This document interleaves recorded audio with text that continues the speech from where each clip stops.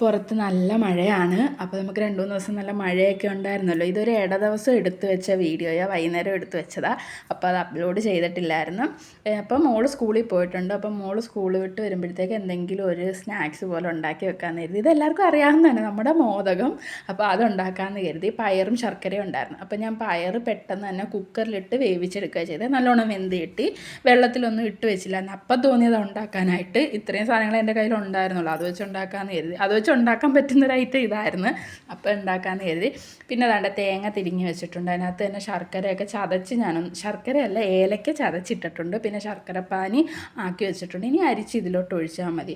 എന്നിട്ട് പിന്നെ ഞാൻ കുക്കറിൽ നിന്ന് പയറെടുത്തൊരു പാത്രത്തിലോട്ട് മാറ്റിയിട്ട് അതിനകത്ത് തന്നെ ശർക്കരപ്പാനിയും കൂടെ അരിച്ച് ഒഴിച്ചിട്ടുണ്ട്. ഇനി ഇതൊന്ന് കുറുകി വരണമല്ലോ, എന്നാലേ നമുക്ക് ഉണ്ട പിടിക്കാനായിട്ട് പറ്റത്തുള്ളൂ. ഇനി തേങ്ങയൊക്കെ ഇടണം. അപ്പോൾ ഇതൊന്ന് ടൈറ്റായി വന്നതിന് ശേഷം തേങ്ങ ഇടാമെന്ന് കരുതി. കാരണം പയറിൽ കുറച്ച് വെള്ളം ഉണ്ടായിരുന്നു, അത് അരിച്ചെടുത്താലും പോത്തില്ല, നമ്മൾ കുക്കറിൽ ഇട്ട് വേവിച്ചില്ലേ. അപ്പോൾ പിന്നെ ശർക്കരപ്പാനിയും കൂടി ഒഴിച്ചപ്പോഴത്തേക്ക് ഒന്നും കൂടെ അത് വെള്ളമായി. എന്തായാലും പറ്റി വരുമെന്ന് എനിക്കറിയാം. അപ്പോൾ അത് പറ്റി വന്നപ്പോഴത്തേക്ക് പിന്നെ നമ്മളെ തേങ്ങയും ഇതിനകത്ത് തന്നെ ഏലക്ക ഞാൻ ചതച്ചിട്ടിട്ടുണ്ട്. പൊടിച്ചൊന്നുമല്ല, കൈ കിട്ടിയ 2-3 ഏലക്ക ഒന്ന് കല്ലുകൊണ്ട് ചതച്ചിട്ട് തേങ്ങയ്ക്കകത്ത് ഇട്ടിട്ടുണ്ടായിരുന്നു. അപ്പോൾ അത് രണ്ടും കൂടെ ദാണ്ട് ഇതിനകത്തോട്ട് ഇട്ടുന്നുണ്ട്. ഇനി ഇതൊന്ന് കിണ്ടി നമുക്ക് ഉണ്ട പിടിക്കാൻ പറ്റുന്നൊരു പരുവം ആക്കിയെടുക്കണം. പിന്നീട് ഇത് എൻ്റെ കൈയളവാണ് ഞാൻ എല്ലാം എടുത്തേക്കുന്നത്. കുറച്ച് മൈദ, കുറച്ച് അരിപ്പൊടി, ഇച്ചിരി കളറിന് വേണ്ടിയിട്ട് മഞ്ഞൾപ്പൊടി, അല്ലെങ്കിൽ ഫുഡ് കളർ ഉണ്ടെങ്കിൽ അത് ചേർത്താലും മതി. എൻ്റെ ഇല്ല, അതുകൊണ്ട് ഞാൻ മഞ്ഞൾപ്പൊടി ചേർത്തിട്ടുണ്ട്. പിന്നെ ലേശം ഉപ്പ്, പഞ്ചസാര ചേർത്തിട്ടില്ല, കാരണം അതിനകത്ത് ശർക്കരയുടെ മധുരം വരുമല്ലോ നമ്മുടെ മോദകത്തിൽ. അപ്പം പിന്നെ ഞാൻ ചേർത്തിട്ടില്ല.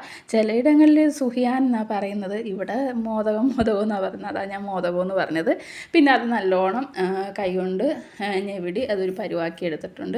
ഞാൻ അത്യാവശ്യം കട്ടിക്കാണ് കേട്ടോ കുഴച്ച, കാരണം ഈ മാവ് ഇടുമ്പം ഞാൻ ചിലപ്പോഴൊക്കെ കുഴയ്ക്കുമ്പോൾ ഇങ്ങനെ കലക്കുമ്പോൾ ലൂസായിട്ട് വരും. അപ്പം ഈ മാവിനകത്ത് പറ്റി പിടിക്കുക, ഈ നമ്മൾ ഈ പയറ് ബോൾസാക്കി വെച്ചില്ലേ, അതിൽ പിടിക്കാൻ പാടാം. അപ്പം ഞാൻ കുറച്ച് കട്ടിക്കാക്കിയിട്ടുണ്ട്. പെട്ടെന്ന് നമുക്ക് ചെയ്യാൻ പറ്റിയൊരു കാര്യം ഇത്. അങ്ങനെ കണ്ടോ, പയറൊക്കെ നല്ല ഉരുട്ടി ഞാൻ ബോൾസാക്കി വെച്ചിട്ടുണ്ട്. പലതും പല അളവാണ്. പിന്നെ മുരിച്ചിട്ട് എണ്ണയിലിട്ട് വറുത്തിട്ട് ഇടാൻ ടിഷ്യൂ പേപ്പറൊക്കെ ഇട്ട് പാത്രമൊക്കെ സെറ്റ് ചെയ്ത് വെച്ച്, അപ്പോഴത്തേക്ക് ഞാൻ എണ്ണയൊക്കെ ഒഴിച്ച് ദാണ്ട് ചട്ടി എണ്ണയും കൂടെ ചൂടാവാനായിട്ട് വെച്ചിട്ടുണ്ട്. എല്ലാം അടുത്തടുത്ത് എടുത്ത് വെച്ച് ഇനി ഇടുക, പൊരിക്കുക.